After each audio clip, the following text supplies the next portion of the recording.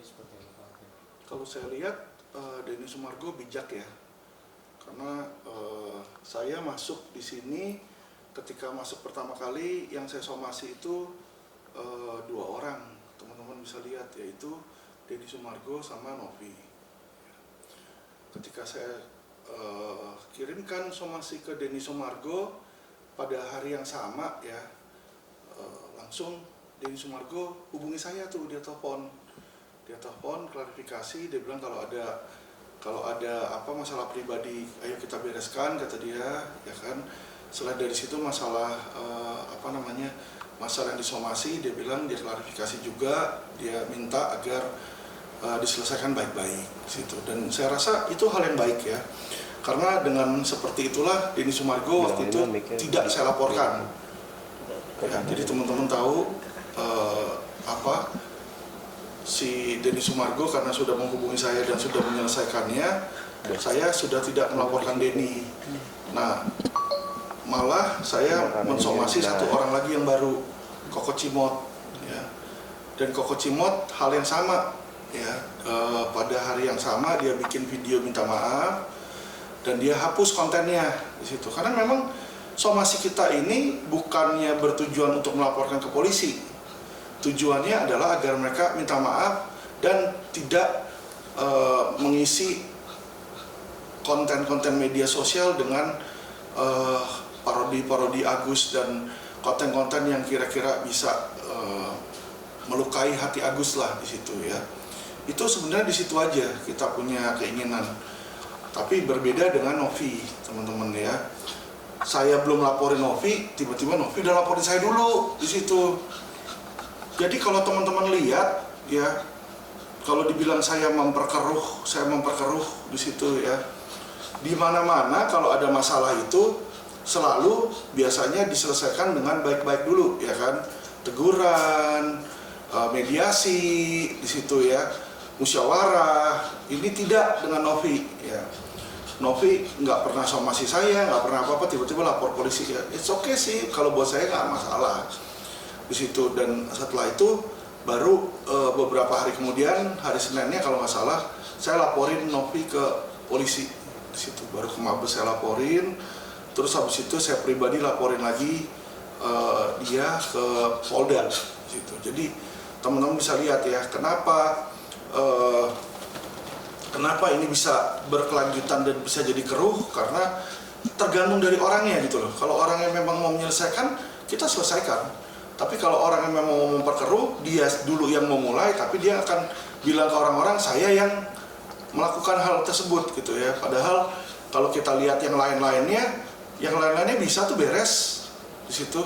Ya, di situ sih Mas. Jadi kalau saya lihat Densu tepat di sini karena dia nggak ada laporan polisi ke dia juga nggak melaporkan Agus ke polisi ya. Jadi untuk apa dia ikut campur di sini? Jadi kalau saya bilang itu dia bijak di situ. Berarti langkah yang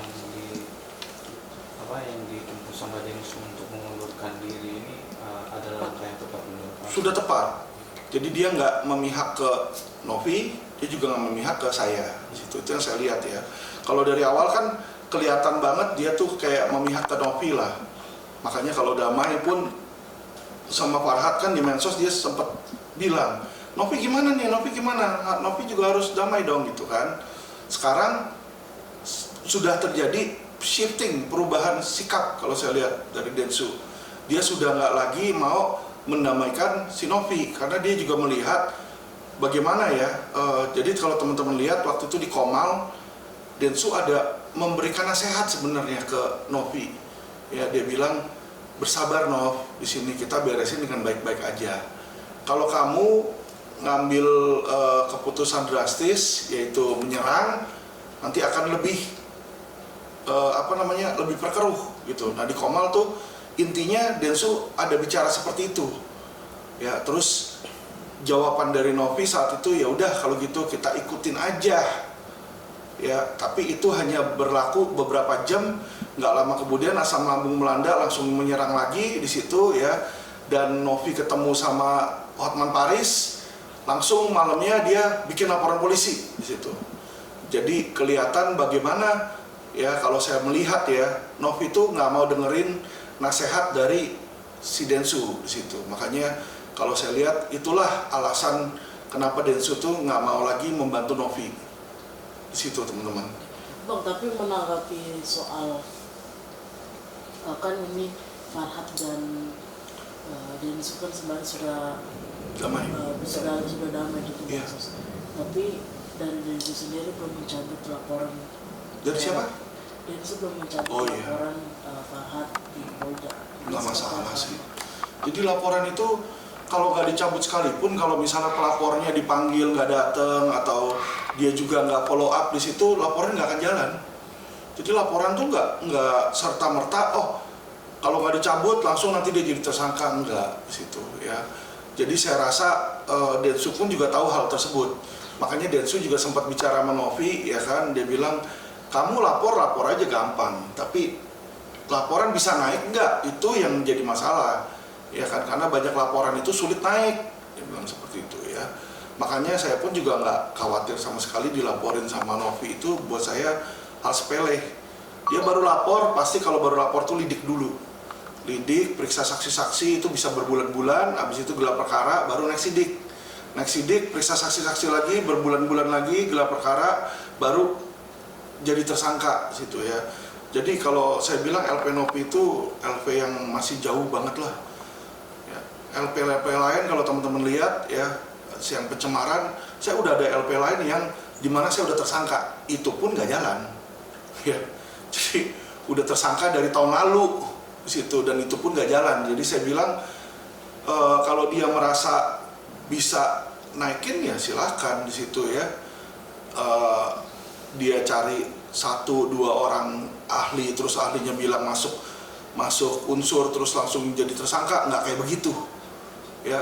Itu nanti gelar perkara, banyak perwira ada ahli, tapi ahlinya bukan ahli dari Novi, ahli yang netral di situ ya. Jadi teman-teman nggak usah diinin lah, Novi itu dia menggunakan media menggiring opini, jadi seolah-olah dia giring opini bahwa LP-nya dia lah yang paling kuat ya. Apa yang saya katakan itu pidana, tetapi apa yang dia katakan itu bukan pidana gitu, selalu ya dia bikin seperti itu ya. Normal aja, itu kan asumsi dia ya kan, tapi nanti kan yang menaikkan atau enggak bukan dia tapi polisi ya. Jadi kita lihat aja Bang. Iya. Tapi kalau dari abang itu ada nasihat nggak sih bang buat Densu itu mengatakan mundur dari subordinasi ini, mungkin ada wejangan apa dari Pak Alvin untuk Densu? Enggak sih, karena Densu sudah dengan jelas menjelaskan bahwa kalau mau damai silakan ke saya, kata dia. Jadi itu sudah merupakan lampu hijau, maksudnya dia mundur, tapi dia mundur dalam hal kekisruhan. Dia nggak mau memihak 1 atau 2 pihak untuk menyerang pihak lain. Itu yang saya lihat. Tetapi kalau misalnya ada keinginan untuk berdamai, siapapun itu, dia bilang datanglah ke saya akan damaikan di situ. Jadi kalau teman-teman lihat pengunduran dia ini juga masih setengah-setengah ya, mengundurkan untuk tidak berantem, tapi masih mau ikut campur kalau ini untuk perdamaian di situ ya. Jadi itu yang saya lihat, yang saya dengar dan yang saya cermati dari perkataan Densu. Bang, tapi kemarin kan pada saat itu juga Densu ini sebenarnya agak menyayangkan terkait kemarin Agus Salim melaporkan Novi kembali gitu bang. Mungkin seperti apa bang? Ya Densu menyayangkan, tapi dia juga nggak bisa ngapa-ngapain karena pertama itu adalah hak setiap warga negara di situ. Terus kedua, Densu pun tahu yang memulai melaporkan adalah Novi. Ya, sekarang kalau Novi melaporkan baik Agus ataupun kuasa hukumnya, ya sama aja Novi membuat serangan. Ya dong, karena Alvin Lim ini bagian dari Agus. Saya ada karena diberikan kuasa oleh Agus. Kalau tidak diberikan kuasa oleh Agus sebelum-sebelumnya, saya mana pernah muncul, mana pernah saya sebelumnya memberikan statement ya. Jadi kalau saya diserang, serangan terhadap saya adalah serangan terhadap Agus. Serangan terhadap Agus sama aja serangan terhadap Alvin Lim di situ. Pasti Alvin Lim juga akan membantu Agus karena saya lawyernya Agus ya. Jadi itu adalah sesuatu yang saya rasa Densu sudah amati dan dia sayangi terjadi dari si Novi ya. Makanya kalau dia memulai ya dia harus siap dong diserang balik di situ ya. Kan nggak mungkin orang itu akan diam-diam aja. Bang, tapi mau sebelumnya nih, Densu juga sebenarnya agak menyayangkan kemarin terkait soal abang berstatement pada Novi katanya terlalu menyerang kepribadiannya dan itu dipublish ke media sosial gitu. Mungkin seperti Ya itu kan menurut dia. Tapi kalau dilihat sebelum saya mempublish di media sosial, siapa dulu yang setiap kali ada masalah selalu publish ke media sosial? Pertanyaan saya, dia ada masalah sama Agus, ya kan? Apakah dia selesaikan baik-baik berdua di belakang layar atau dia teriak-teriak? Pertanyaan saya aja yang orang luar bisa tahu, dia teriak-teriak, datang ke Densu, dia ngomong bagaimana dipakai begini, ya kan? Dia ngomong lagi di podcast mana, dia bicara lagi, dia jelek-jelekin lagi si Agus. Padahal Agus itu sudah minta maaf sampai nyembah-nyembah loh di situ, divideokan sama dia, dinaikin ke media sosial. Jadi gini loh, ya kalau kamu nggak mau orang lain berbicara kepada kamu dalam media sosial, Anda juga stop berbicara kepada Agus dalam media sosial. Saya hanya melakukan hal yang sama, ya kan? Dia berbicara melalui media sosial untuk memberikan pesan kepada Agus. Saya pun juga berbicara melalui media sosial untuk memberikan pesan atau bertanya kepada Novi di situ, ya kan? Nggak bisa dong dia satu pihak